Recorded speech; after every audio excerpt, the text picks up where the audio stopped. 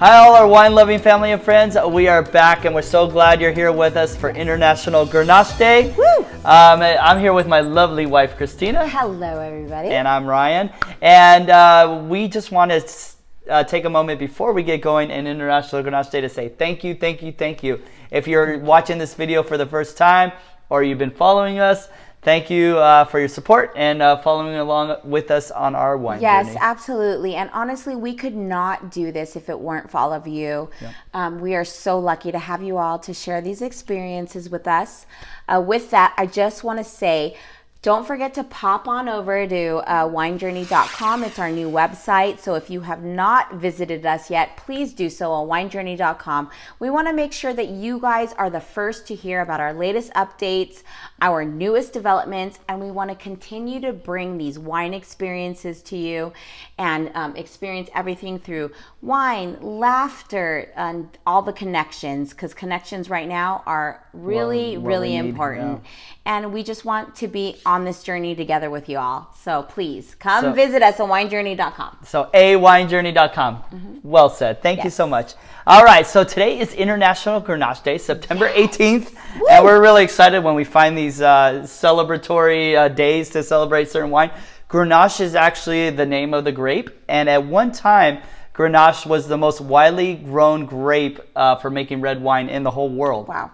So it's not one that I don't think we have a lot of familiarity drinking, but we're bringing you two very popular wines from around the world to try and celebrate for Grenache Day. Awesome. And where are we going today? We're going to the northern part of Spain and the southern part of France. Spain and France. Here we go. Spain and France. Here we go.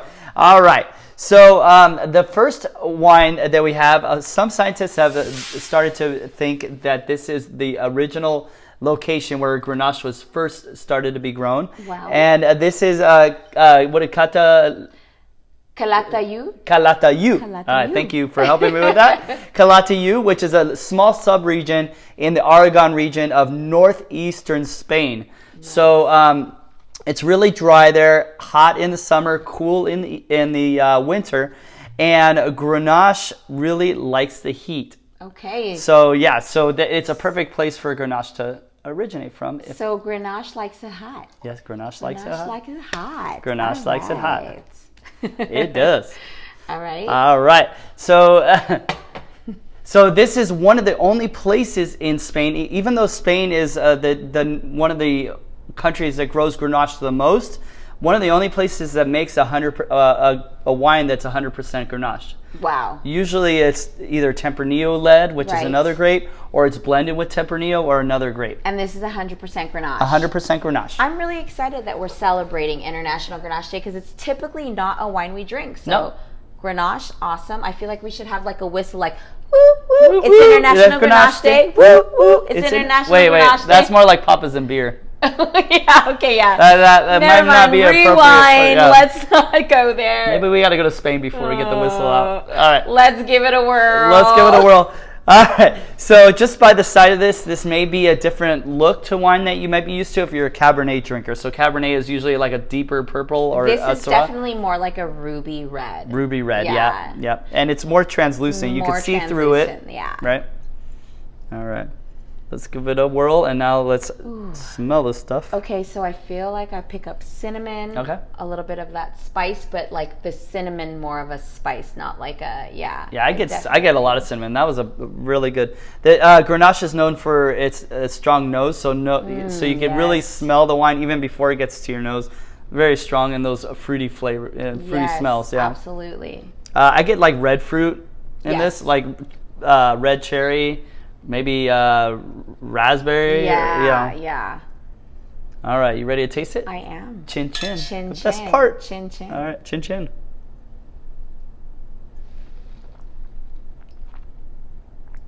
Oh yes, still pick up that cinnamon spice. Mm-hmm. It's got a tardiness to it, almost like a boysenberry. Oh, really good call. Yes. Boysenberry. That's like a blue fruit, right? Yeah. I get something kind of weird on this. This is like a unique. It has acidity, not overwhelming acidity, but it kind of reminds me of like pink grapefruit. Yes. With like sugar on it. So not like super acidic. That's funny because it's not typically what you would pick up, what I've picked up before in wines, but definitely grapefruit. Yep. That's super Very good. intriguing. But I like it. It's really good. So I got this today at Total Wine & More. It was $14.99. Really good wine. Great structure, great value, and again, 100% Grenache was not as easy to find as I thought it would be. 100% Grenache is not easy to find. No. Wow, but Total Wine, and it is Ateca. Bodegas Ateca, or Ateca, and 2014, and I quite enjoyed it, to be honest with you. Really did. And you, what is the alcohol content on this? Alcohol is high on this, so when Grenache likes to grow later into the season, so when it does, the sugars get high. And when the sugars get high, that's what gets converted into alcohol. So this is a high alcohol wine at 15%. Oh, and 15. So you kind of get the heat and you feel that in the spice. Absolutely. Definitely in this wine. Nice. $14.99. That is pretty good. Yeah, I would really pair this with a lot of different lot of spice, different seasoned foods, but not spicy food. So don't go with spice. Don't go with spicy. Don't go spicy. Like high alcohol and spicy is just a recipe for disaster. But something like coriander or any kind of like funky kind of flavors really will match up well because this has a lot going on too. Okay, that's good to know. I like that. All right, so the second wine we have here is from the southern part of France. It's from a valley called the Rhone Valley. So if you think of the Rhone Valley, it goes from north to south like California. The northern part of the Rhone Valley is cooler. The southern part of France, or the Rhone Valley, is warmer. Okay. And this little town called Gigondas, where this wine is from, is one we know intimately well. We've been to. We have been to Gigondas. One of these pictures is probably from Gigondas. Yeah, and we're going to show you some other pictures, and we're hoping you could join us when we go back someday. Very, very quaint, romantic town. Stunning. And very small towns, well-known wine towns, all close together. Gigondas, Vacqueray, Châteauneuf-du-Pape is right in that area, and that's one of the most expensive wines in the world. And this is Gigondas. Gigondas. You know what? I am so looking forward to when we get to go back. I feel so lucky that we were even able to go visit Gigondas in the first place. Yeah. So you guys need to come with us the next time we go back. I feel like it's a trip in the making. It is. Yeah, I think so too. So the further south you get in the Rhone, where Gigondas is, the more Grenache heavy it is. So Grenache, Syrah, and Mourvedre are always the three grapes they use to make the wine. The further south north you are, it's Syrah heavy percentage. And the further south you go is Grenache heavy. So this is not 100% Grenache like the first one. This is 80%. Okay. And then 10% Syrah and 10% Mourvedre. Okay. All right. So let's give it a whirl. All right. Still that same color, but a little bit more of the purple hues in this one. Like right in the center, the purple, I could see it. And I think I would attribute that to maybe some of the Syrah and the Mourvedre that has a little percentage in here.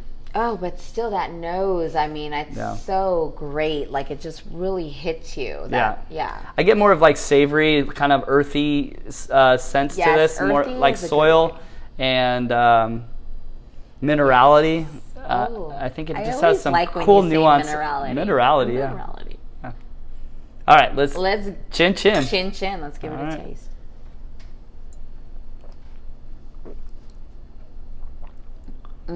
I definitely get more berry in this. Like there's still a lot of fruit going on. Yes. It's a little cooler in this area than the north of Spain, but you definitely get the fruit forwardness of this. You do. It's smooth. It is smooth. The last wine, the Ateca wine, had more of like that boysenberry. I pick up a lot of plum in this. Oh, plum, good. I do. Yeah. I get like very ripe strawberries.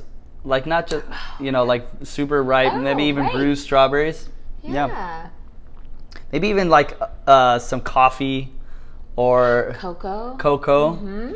And I get even like cooking spices like oregano or sweet basil. Mm-hmm. Ooh, like a basil. I could drink this very often. I got it. This was a great buy. Where did you find this? So I got this one at Costco. Costco, okay. Yeah. Online, it's $31.99 retail, but I got it at Costco for $19.99. Wow. Yeah. Okay, so you actually scored with these wines. Yeah, I did. I'm a good shopper. Yes. $19.99 for that one is really great, and then the $14.99 for the Ateca, but the Chagones wine is $19.99. Yeah, and I think Chagones for us actually has an intimate kind of relationship, so I like this wine better. Which one do you like better? Well, I mean, obviously we have a personal experience with Chagones, so my heart goes there.